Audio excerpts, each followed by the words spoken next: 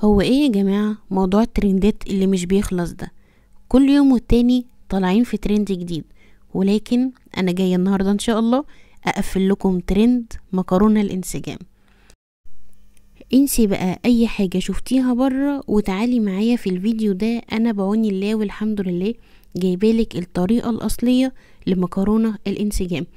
طبعا اشهر مكرونة في مصر هي مكرونة الانسجام ومكرونة عرفة. عملنا مع بعض مكرونة عرفة قبل كده، والنهاردة ان شاء الله هنعمل مكرونة الانسجام. الانسجام ده طبعا اسم محل. يلا بينا ندخل على التفاصيل. في البداية كده احنا محتاجين بصلتين متقطعين اي تقطيعة، مش مهم شكل التقطيعة ايه، وكمان محتاجين فصين من الثوم ومعلقة كبيرة من السكر. اما التوابل بتاعتنا فهي من كل حاجة معلقة صغيرة.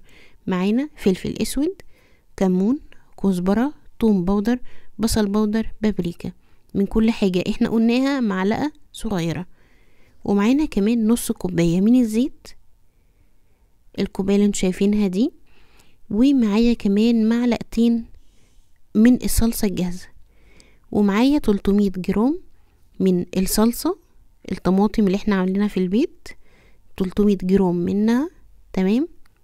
وطبعا هيكون معانا المكرونة اللي هما بيستخدموها بتكون المكرونة السايبة، وبيعملوها بنوعين مكرونة، بتكون مقصوصة وبتكون اسباجيتي. هنشوف مع بعض في الفيديو ان شاء الله.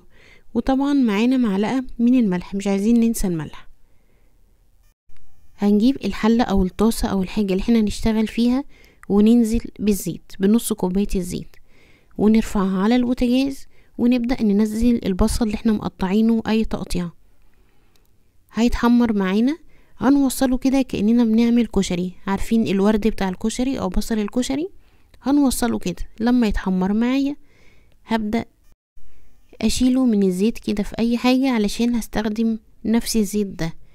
هشيل بقى البصل كله واجيب معلقة السكر انزل بيها في الزيت اللي انا حمرت فيه البصل، واكرملها حلو، ادوبها حلو كده لحد ما تتكرمل معايا وتديني لون. بعد كده هضيف عليها معلقتين الصلصة، وهضيف عليها كمان الطماطم اللي هم 300 جرام من صلصة الطماطم. انا ليه بقولك 300 جرام؟ لاني انا هعمل نص كيلو مكرونة مقصوصة وربع كيلو مكرونة اسباجيتي، يعني انا هعمل كيلو الا ربع من المكرونة، فبناء عليه استخدمت 300 جرام من الصلصة. طبعا انتي بقى احسبيها لو هتعملي اكتر.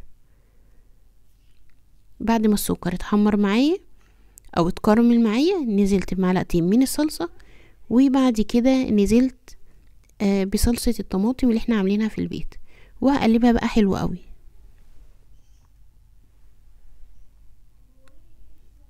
بعد كده هضيف عليها التوابل اللي احنا قلناها قبل كده، توم بودر، بصل بودر، فلفل اسود، وملح، وكمون، وكزبرة، وطبعا معلقة من البابريكا.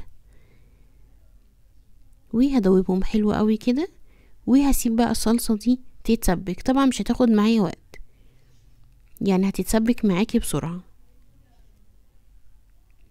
هنا بقى بعد ما تسبكت، طبعا انا في البداية خالص كنت محمرة البصل. طب البصل اللي انا حمرته ده ضربته في الكبة.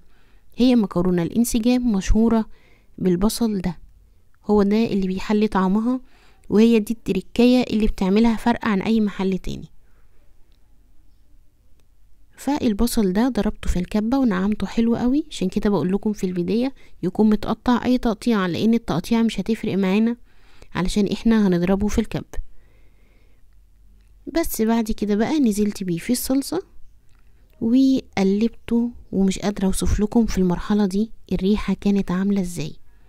بجد كده حاجة كده خرافة، لازم تجربيها. طبعا بقى بما اننا احنا عاملين مكرونة المحلات، فكان لازم نجيب العلب بتاعة المحلات. زي ما انتوا شايفين كده انا سلقت المكرونة دي انا سلقتها ازاي.